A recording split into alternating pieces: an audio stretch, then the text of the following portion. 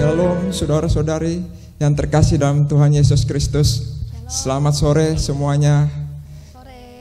Kita bersyukur atas kehendak Tuhan hari ini kita dapat beribadah di rumah kita masing-masing. Biarlah itu hanya demi kemuliaan Tuhan. Kita pun selalu mengucap syukur karena di tengah wabah corona ini kita dapat tetap beribadah bersama-sama dengan pasangan kita, suami istri kita, dan anak-anak kita.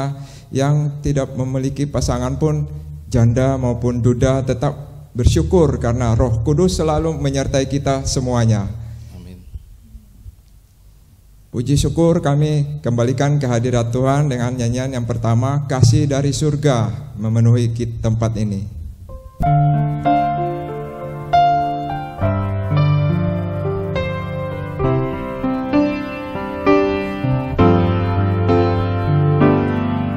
Kasih dari surga memenuhi tempat ini. Kasih dari Bapa surgawi.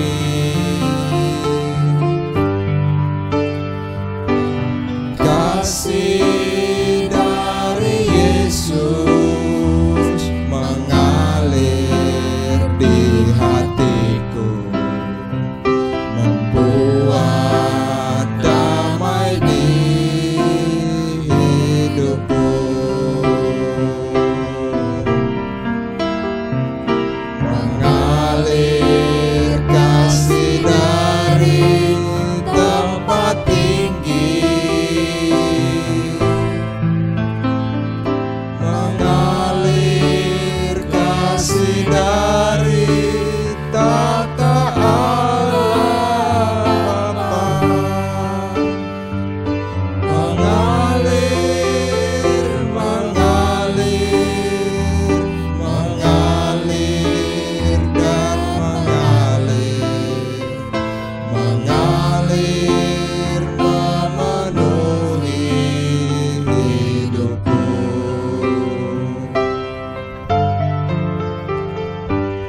Kasih dari surga memenuhi tempat ini. Kasih dari Bapa surgawi. Kasih dari Yesus mengalir di hatiku, membuat damai di hidupku. Mengalir kasih dari tempat tinggi, mengalir kasih dari tata Allah Bapa, mengalir, mengalir, mengalir dan mengalir, mengalir memenuhi hidupku.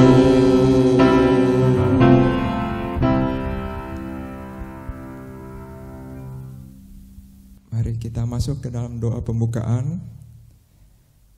Terima kasih Bapa di surga, kami datang ke hadirat-Mu sore hari ini. Kami bersekutu bersama dengan saudara-saudari kami yang seiman di rumah kami masing-masing dengan keadaan yang seperti ini ya Bapa. Kiranya Engkau mengerti keadaan kami saat ini.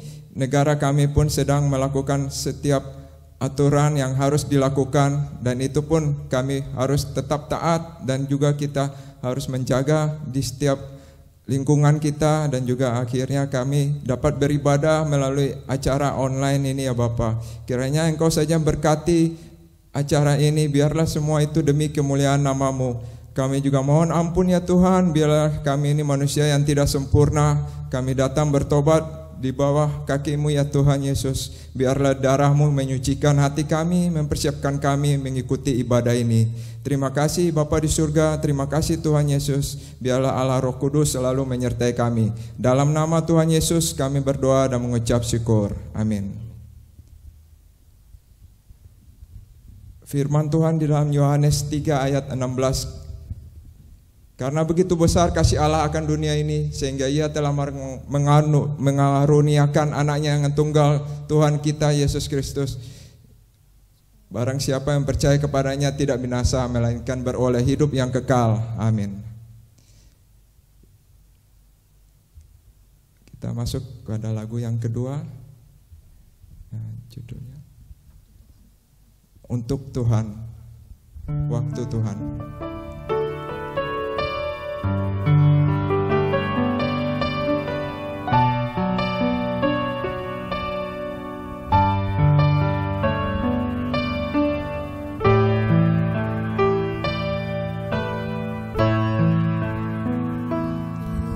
Kau izinkan sesuatu terjadi, ku percaya semua untuk kebaikanku. Bila nanti telah tiba waktumu, ku percaya kuasa-Mu memulihkan hidupku. Tuhan pasti yang terbaik, walau kadang tak mudah dimengerti. Lewati cobaan, ku tetap percaya waktu Tuhan pasti yang terbaik.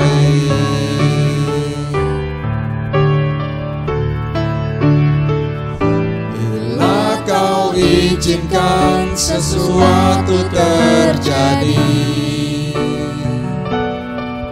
ku percaya semua untuk kebaikanku. Bila nanti telah tiba waktumu, ku percaya kuasa-Mu memulihkan hidupku. Tuhan pasti yang terbaik, walau kadang tak mudah dimengerti. Lewati cobaan, ku tetap percaya waktu Tuhan pasti yang terbaik. Cobaan, ku tetap percaya waktu Tuhan pasti yang terbaik.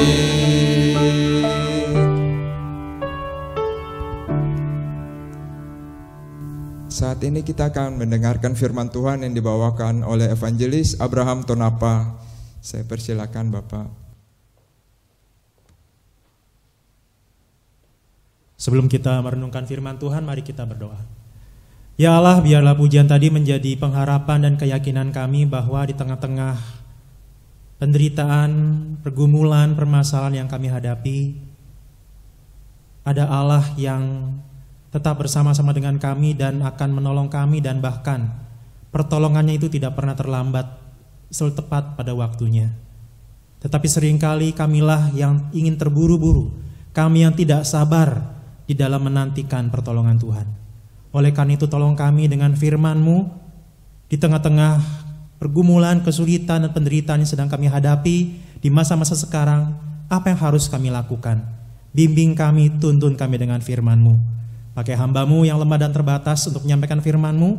Berkata-katalah melalui dia, supaya setiap kami yang hadir di sini yang mengikuti ibadah online pada sore hari ini diberkati oleh firman-Mu. Dalam nama Tuhan Yesus kami berdoa. Amin. Shalom, selamat sore Bapak Ibu Saudara sekalian, rekan-rekan Pasutri GKPI. Hari ini persekutuan kita bertemakan morat marit merit, sebuah pernikahan atau rumah tangga yang morat marit. Sebelum kita membahas itu, mari kita merenungkan atau membacakan satu bagian firman Tuhan yang terambil dari Roma pasal yang ke-8 ayat yang ke-28 sampai yang ke-29. Roma pasal yang ke-8 ayat 28 sampai 29 saya akan bacakan untuk kita semua.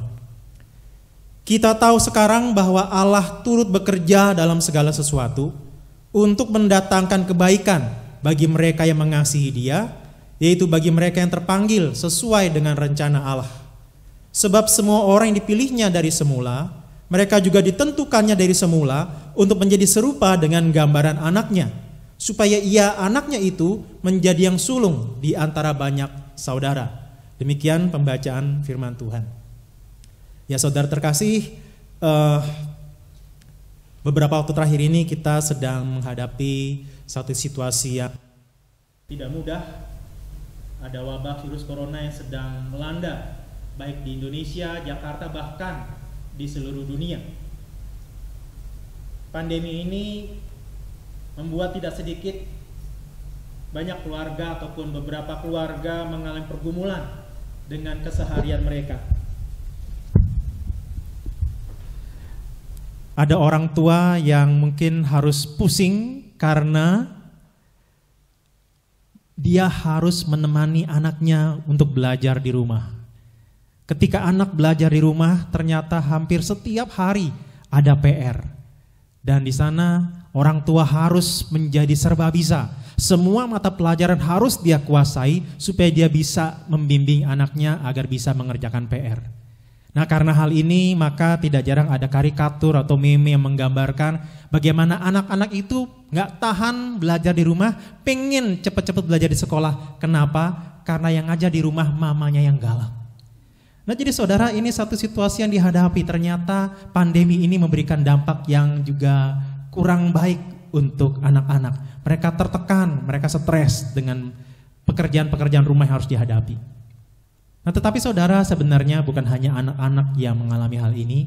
Tidak jarang kita, suami istri, para orang tua juga bergumul.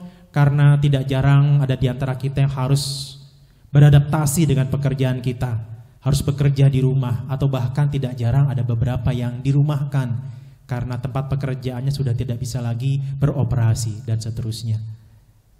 Nah, ketika situasi ini semakin berat,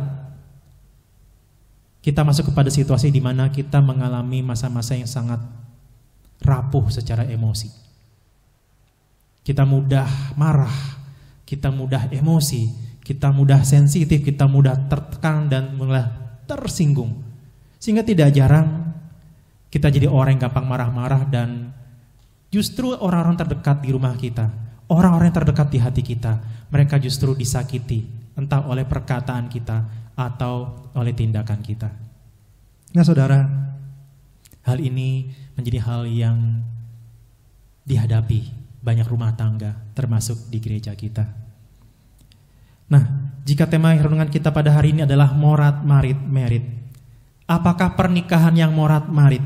Apakah rumah tangga yang morat marit sedang Anda alami di masa-masa sekarang ini? Pernahkah Anda bertanya di masa-masa sekarang, mengapa Allah sedemikian tega mengizinkan rumah tanggaku morat marit seperti ini?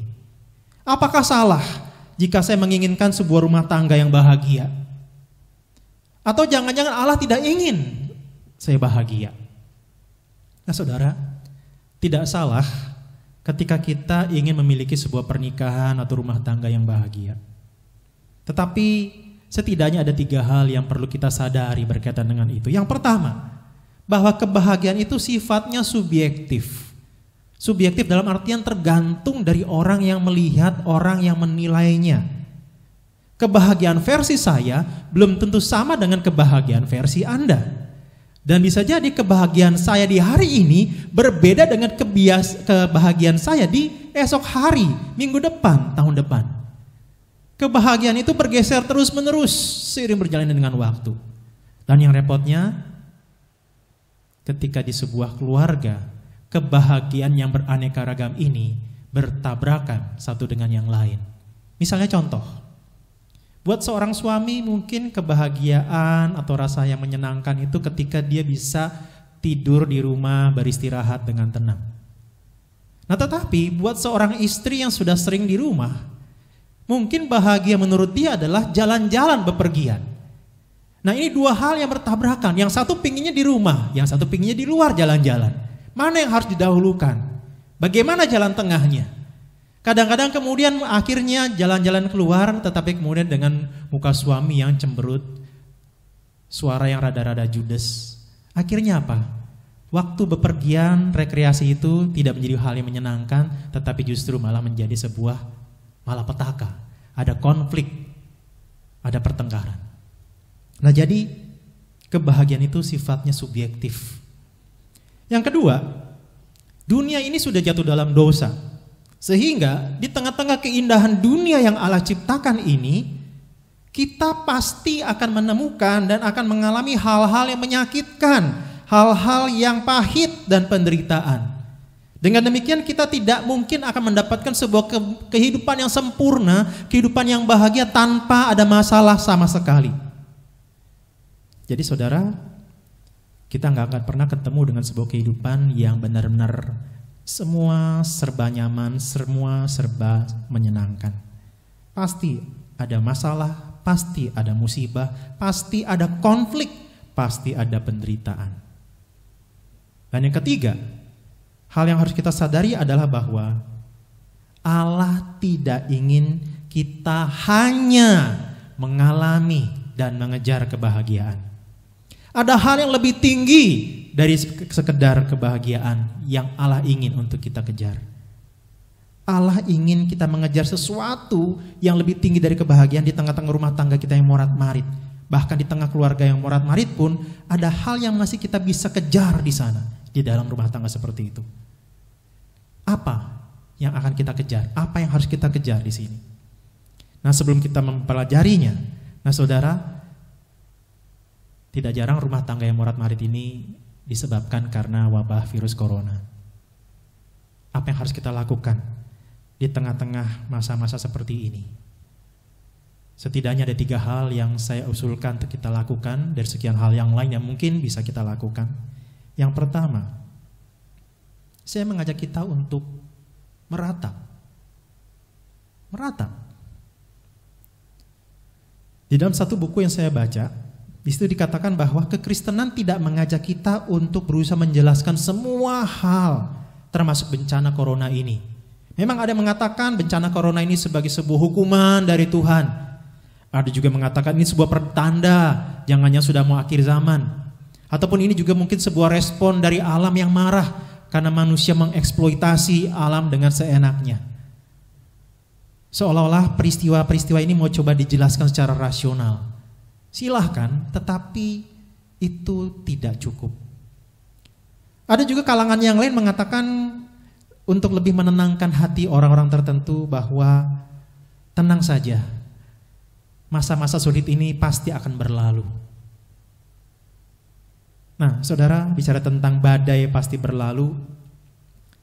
Ketika dulu saya kuliah S1 di fisika, ada satu dosen saya yang memberikan satu kalimat yang cukup menggelitik di masa-masa kami waktu itu sedang mengalami krisis tahun 98. Dia mengatakan, iya memang badai pasti berlalu. Tetapi jangan lupa bahwa badai itu telah memporak-porandakan kehidupan berbangsa dan bernegara, telah memporak-porandakan kehidupan banyak orang setidaknya di Indonesia. Jadi badainya memang pasti berlalu, tapi ada puing-puing kehancuran yang ia tinggalkan di sana. Kalau gitu kita harus apa? Nah justru di dalam bagian ini kita diajak untuk meratap. Ketika di dalam bacaan kita barusan dikatakan Allah turut bekerja dalam segala sesuatu, sebenarnya dalam segala sesuatu yang dimaksud di sini, salah satu yang masuk di dalamnya adalah kalau di dalam ayat yang ke-18 dikatakan ada kata penderitaan. Penderitaan zaman sekarang ini tidak dapat dibandingkan dengan kemuliaan yang nantinya kita akan dapatkan kelak. Tetapi artinya ada kata penderitaan, dan disitulah salah satu dari segala sesuatu yang dimaksud di dalam ayat 28 tadi. Jadi Allah turut bekerja termasuk di dalam penderitaan yang dialami. Nah, di dalam ayat yang ke-23 disitu dikatakan bahkan seluruh makhluk mengerang. Memang terjemahan Indonesianya adalah mengeluh. Cuma mengeluh itu mungkin punya konotasi negatif seperti orang yang menggerutu, tidak mengucap syukur, marah, ogah-ogahan. Sebenarnya terjemahan lebih tepatnya mengerang atau merintih kesakitan. Jadi sebenarnya akibat dunia sudah jatuh dalam dosa, seluruh makhluk ini menderita, mengerang kesakitan, dan termasuk kita pun mengerang, sedih, meratap.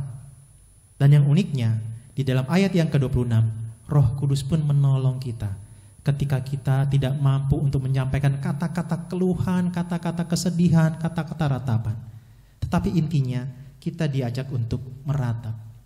Tidak apa-apa. Kondisi sekarang ini membuat kita sedih. Kita begitu merintih. Itu satu hal yang justru dalam hal ini silakan. Tidak usah kita berpura-pura tegar menghadapi masalah virus corona ini. Kita belajar untuk tetap meratap, menangisi kondisi dunia, baik keberdosaannya maupun penderitaannya. Tidak masalah, tidak usah merasa tidak Kristen ketika engkau sedih meratap karena kemalangan ataupun penderitaan yang engkau alami. Hal yang kedua yang saya ajak kita untuk lakukan di tengah-tengah bencana virus corona ini adalah yaitu mengejar kekudusan. Mengejar kekudusan. Hidup kudus bukan sekedar maksudnya kita tidak melakukan dosa. Tidak melakukan dosa itu adalah implikasi dari hidup kudus. Hidup kudus artinya kita mengkhususkan diri dari sesuatu hal kepada hal yang lain. Hidup kudus dalam hal ini yaitu kalau di ayat yang ke-29 dikatakan, sebab semua orang yang dipilihnya dari semula, mereka juga ditentukannya dari semula untuk menjadi serupa dengan gambaran anaknya. Jadi mengejar kekudusan artinya kita menjalani hidup yang semakin serupa dengan Kristus. Allah tidak ingin kita hanya sebatas bahagia saja. Allah ingin lebih dari itu. Itu bahwa agar hidup kita semakin serupa dengan Kristus termasuk di tengah-tengah penderitaan yang kita hadapi.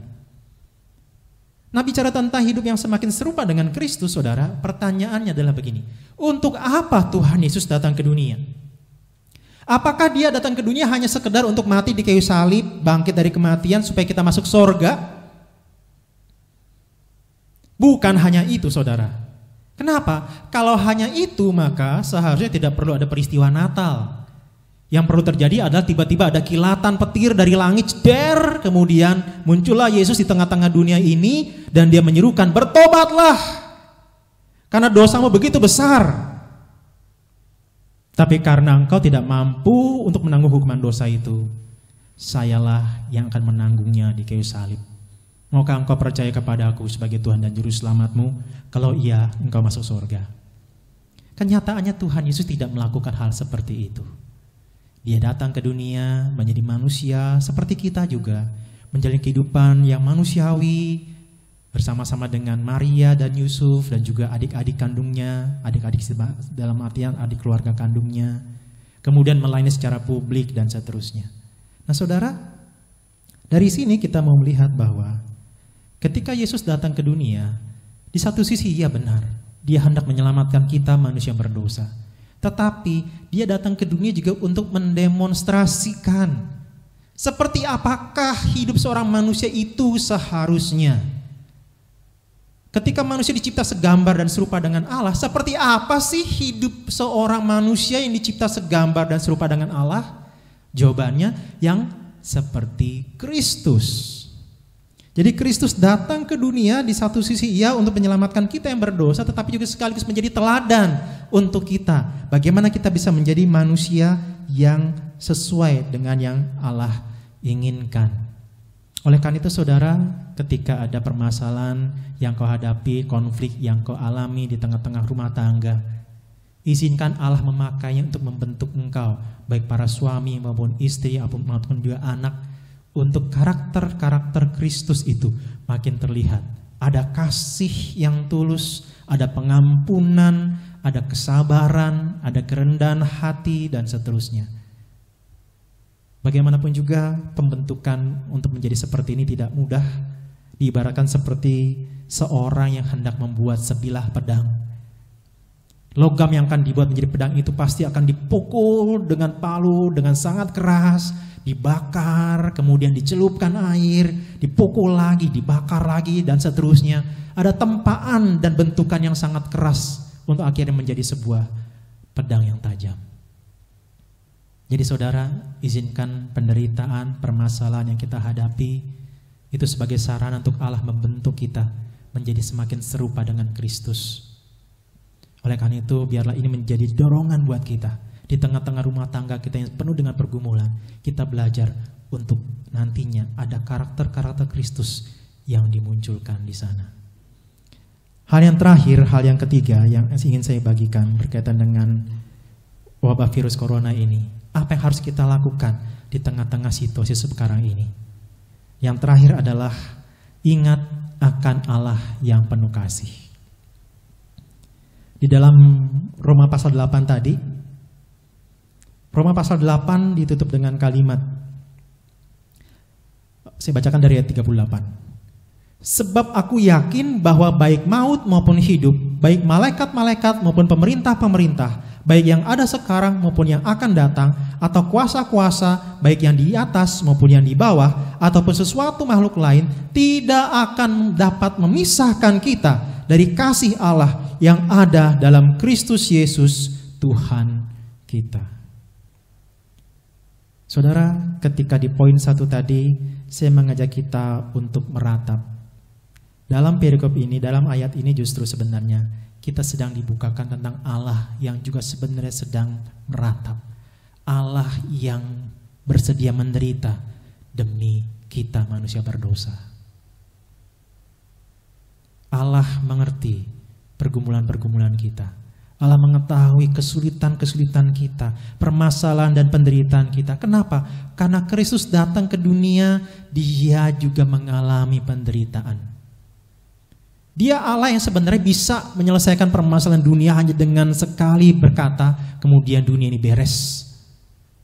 Tapi itu tidak Dia lakukan. Dia datang ke dunia dan bahkan menempuh jalan yang sulit. Ada kehinaan yang Dia harus tanggung, penolakan yang harus Dia alami, penderitaan yang harus Dia ambil. Dan itu Dia lakukan untuk kita, manusia berdosa. Jadi saudara, di tengah-tengah permasalahan yang kita hadapi sekarang, mungkin tidak banyak rekan-rekan kita seiman atau jemaat di gereja kita yang tahu permasalahan kita secara pribadi. Tapi melalui bagian ini dikatakan bahwa Allah mengerti. Kenapa? Karena Allah sudah mengalaminya.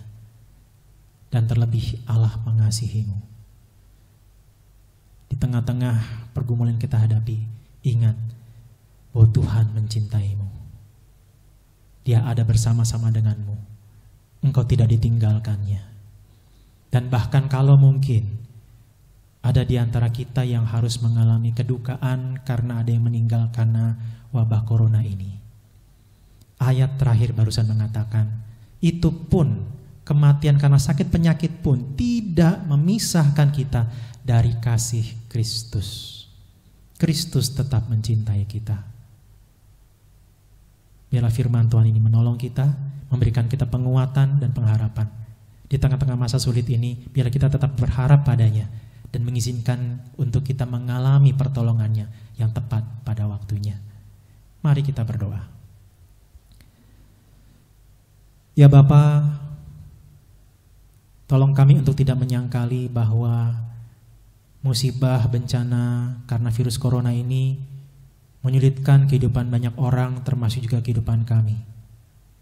Mungkin itu menyulitkan anak-anak kami, di mana beban studinya mungkin jadi lebih berat, atau menyulitkan rumah tangga banyak keluarga termasuk kami, karena ada penghasilan yang akan berkurang.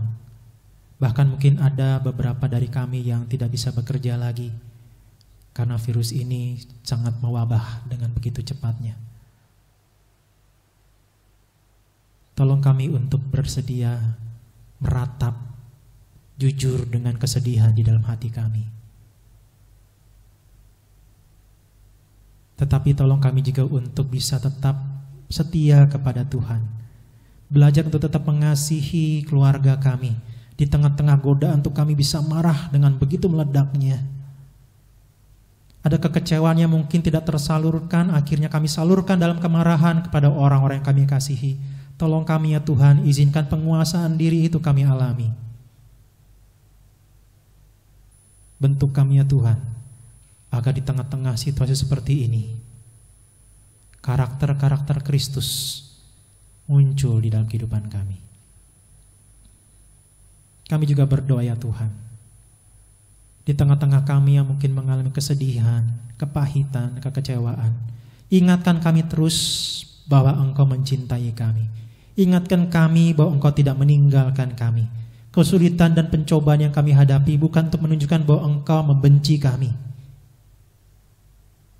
Kami tidak tahu kenapa penderitaan yang harus kami hadapi, tetapi satu hal yang harus kami tahu bahwa Engkau tetap mencintai kami. Dan biarlah itu yang memberikan pengharapan buat kami. Sehingga kalau Engkau akan menolong kami, Engkau pasti akan menolong kami tepat pada waktunya. Tolong kami untuk tetap berharap kepadamu. Dan kami juga berdoa ya Tuhan, agar di tengah-tengah masa-masa seperti sekarang ini, kami belajar untuk terus berserah kepada Tuhan.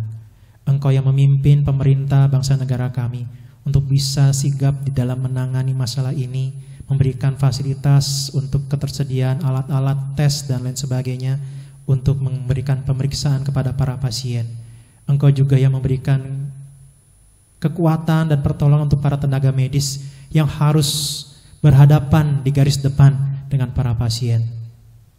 Kami juga mohon biarlah Tuhan memberikan hikmat kepada pemerintah ketika ada begitu banyak orang-orang berkendala dalam hal ekonomi.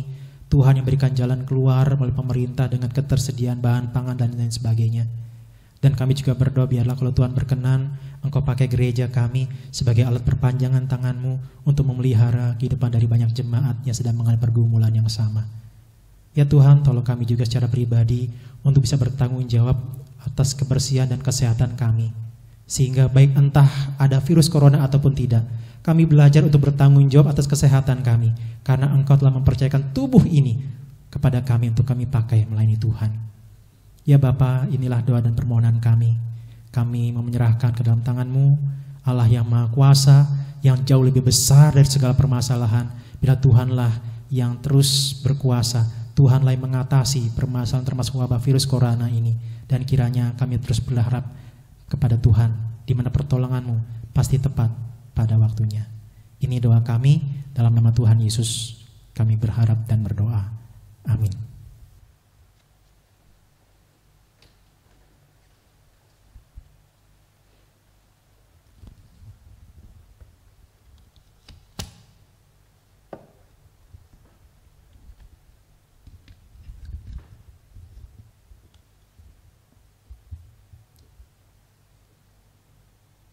Begitu banyak orang yang sudah meninggal, yang begitu banyak karena wabah penyakit corona di Jakarta ini. Kiranya orang-orang yang keluarga yang ditinggalkan dihibur, dikuatkan oleh Roh Kudus. Seperti saat ini kita berada, kita menikmati hidup ini, kita masih berada di dunia ini. Biarlah hidup kita ini memuliakan Tuhan. Seperti Tuhan Yesus yang sudah datang ke dunia menunjukkan begitu kasih-Nya, mengasihi Allah Bapa, mengasihi dunia ini, mengasihi manusia. Biarlah kita sebagai contoh yang teladan dari Tuhan Yesus, kita menunjukkan kasih kita kepada sesama kita dan kepada Allah Bapa kita di surga. Mari kita naikkan puji syukur kita melalui lagu Hidup Ini Adalah Kesempatan.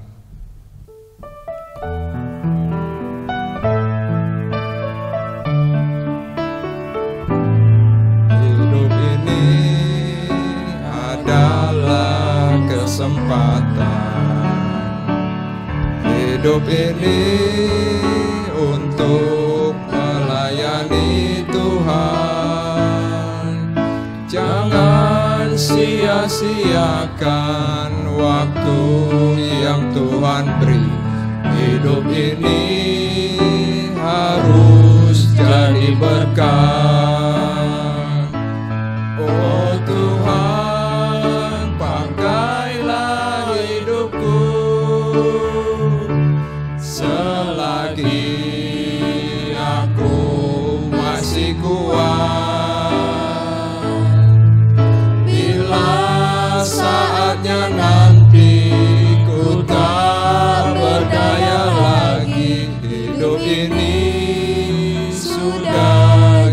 jadi berkat. Ini adalah kesempatan hidup ini untuk melayani Tuhan. Jangan sia-siakan waktu yang Tuhan beri. Hidup ini harus jadi berkat. Oh Tuhan, pakailah hidupku selagi aku masih kuat. Bila saatnya nanti ku tak berdaya lagi, hidup ini sudah jadi berkat.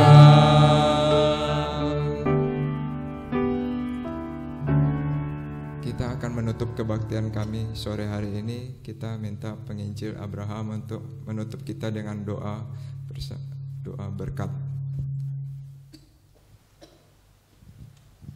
Mari kita berdoa. Ya Allah, biarlah pujian tadi menjadi doa permohonan kami agar di tengah-tengah wabah virus corona ini yang membuat kami lebih banyak berada di rumah, kiranya kami masih tetap bisa menjadi hidup yang memberkati, atau lebih tepatnya menjadi saluran berkat di tengah-tengah keluarga kami. Tolong kami ya Tuhan, sebagai suami, sebagai istri, sebagai orang tua, sebagai anak, tidak hanya menjalani hidup melakukan hal-hal yang sepele, hal-hal yang tidak berguna, tidak bermanfaat. Tolong kami untuk justru tidak melakukan hal-hal yang mengumbar dosa, tetapi tolong kami untuk menjalani hidup yang bertanggung jawab, yang menjadi saluran berkat di tengah-tengah keluarga. Ada kasih, ada kebaikan, ada ketulusan, ada keakraban yang kami bangun di tengah-tengah rumah tangga. Ada doa-doa yang tulus yang kami naikkan, ada perhatian, ada saling mendukung, saling mengerti, saling menopang. Ada saling peduli baik di tengah-tengah keluarga maupun juga kepada tetangga dan juga kepada saudara seiman kami yang lain. Tolong kami ya Tuhan, agar kami bisa mengisi waktu-waktu yang ada dengan menjalankan atau melakukan hal-hal yang berguna. Ya Tuhan, terima kasih untuk persekutuan Pasutri pada sore hari ini yang kami bisa ikuti di rumah kami masing-masing. Di tengah-tengah virus corona yang semakin mewabah ini, yang kami tidak tahu sampai kapan ini akan selesai, ada satu hal yang kami mohon. Kiranya kasih karunia dari Tuhan Yesus Kristus dan kasih Allah Bapa dan persekutuan Roh Kudus menyertai kami senantiasa dari hari ini, esok, bahkan sampai selama-lamanya. Mari kita tutup dengan pujian. Bapa, terima kasih.